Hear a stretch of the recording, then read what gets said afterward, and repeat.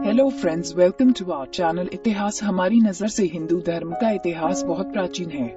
हिंदू धर्म के इस चैनल में हम आपको बताएंगे कि आखिर में हिंदू धर्म का क्रमशः इतिहास क्या है। ऐसे ही आज की हमारी वीडियो का विषय है, हनुमान तो सबको उड़ा ले जाते, फिर क्यों श्री राम को बनवाना पड़ा पुल। मैं जब गर्मी की छुट्टियों में अपने ननिहाल जाती थी तब वहाँ आम के पेड़, हरे भरे खेत, गांव किनारे की नहर, घर का बरामदा और एक नानी मिलती थी। खेतों के पास लगे आम के पेड़ से आम तोड़ना और उन्हें नहर किनारे बैठ कर खाना और फिर शाम ढलने से पहले भागकर बरामदे में पड़ी चारपाई पर लेट जाना सिर्फ इसलिए सुकून देता था क्योंकि तब एक नानी कटोरी में सरसों का तेल लेकर वहाँ बैठी होती थी, एक नई कहानी के साथ। नानी की कहानी के हीरो या तो राम होते थे या फिर कृष्ण या फिर कोई महाभारत का किस्सा होता था। कभी कभी सोनपरी और डाकू मंगल भी कहानी का हिस्सा बनते थे, पर जो किस्सा मुझे कभी नहीं भूलता वो था मेरा रामायण की कहानियाँ सुनने के बाद पूछा गया भोला सा बचकाना सा सवाल, हनुमान जी तो सबको उड़ा ले जाते, फिर राम जी समुद्र पर पुल क्यों बनवाए।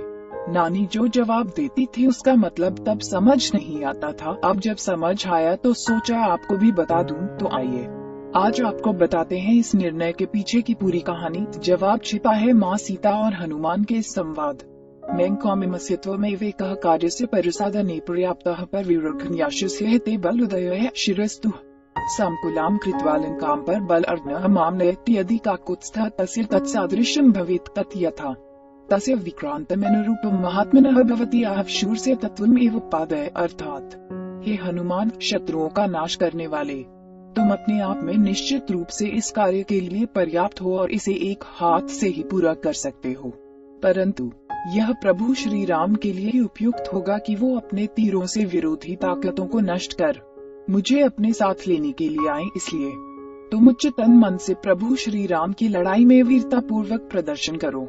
इससे तुम्हारे कौशल और योग्यता का चारों दिशाओं में गुणगान होगा। अगर हनुमान जी उस क्षण माता सीता की बात न मानते और प्रभु श्री राम के तरीके में हस्तक्षेप करते तो वो कभी भी राम भक्त हनुमान नहीं कहलाते, उनका यश कभी भी इतना नहीं फैलता। प्रभु श्री राम तो भगवान विष्णु के अवतार थे।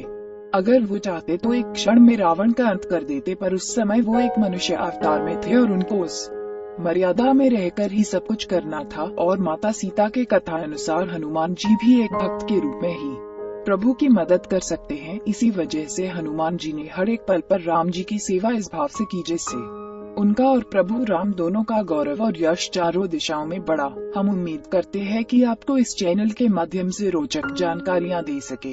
आप अपने सुझाव हमें कमेंट में भेजिए और अगर आप किसी कहानी या तथ्य के बारे में जानकारी चाहते हैं तो वो भी हमें कमेंट बॉक्स में भेजिए और हमारे चैनल को सब्सक्राइब करें। धन्यवाद।